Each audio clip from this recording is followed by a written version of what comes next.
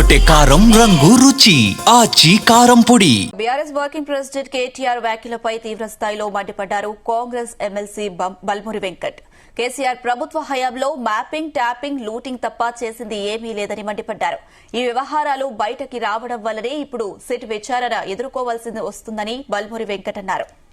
కేటీఆర్ 10 ఏళ్లు మీరు అధికారంలో ఉన్నప్పుడు సిగ్గుశరం లేకుండా ప్రజలకి మెరుగైన పరిపాలన అందించడాన్ని పక్కన పెట్టి మీ వ్యవహారం అంతా కూడా మ్యాపింగ్, ట్యాపింగ్, లూటింగ్, ఎవరికి ఏం బిజినెస్లు ఉన్నాయి, ఎవరికి ఏం వ్యాపారాలు ఉన్నాయి, ఏ ప్రతిపక్ష నాయకుని ఏ రకంగా ఇబ్బంది పెట్టవచ్చని మ్యాపింగ్ చేసుకొని దాని తర్వాత అడ్డగోలుగా ఇద్దరు వ్యక్తులు మాట్లాడుకునే సంభాషణను విని ఫోన్ ట్యాపింగ్ ద్వారా వాళ్ళ సంభాషణను విని దాని తర్వాత దాన్ని మీ దగ్గర అస్త్రంగా మర్చుకొని అస్త్రంగా పెట్టుకొని వాళ్ళని లూటింగ్ 10 ఏళ్ల మీ పరిపాలనలో మ్యాపింగ్, ట్యాపింగ్, లూటింగ్ అనే విధంగా మీ పరిపాలన కొనసాగింది.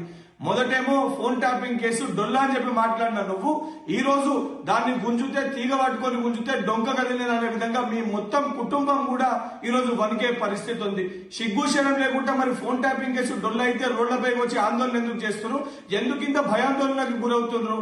దీన్ని ఈ రోజు నేను తప్పించుకోనికి కేసీఆర్ గారు మీరంతా కూడా కేంద్ర బడ్జెట్ ని అడ్డం పెట్టుకుని ఈ యొక్క వ్యవహారం నుంచి తప్పించుకునే ప్రయత్నం చేస్తున్నారు.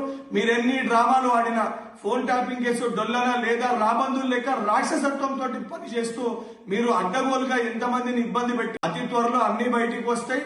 అది డొల్లన మీ డొంక కదిలించే కేసా నిజ నిజాలన్నీ కూడా బట్టబయలైతే తెలంగాణ ప్రజలన్నింటినీ గమనిస్తారు.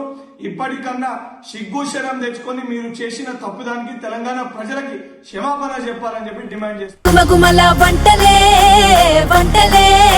తెరకొట్టే కారం రంగు రుచి ఆచి కారం పొడి.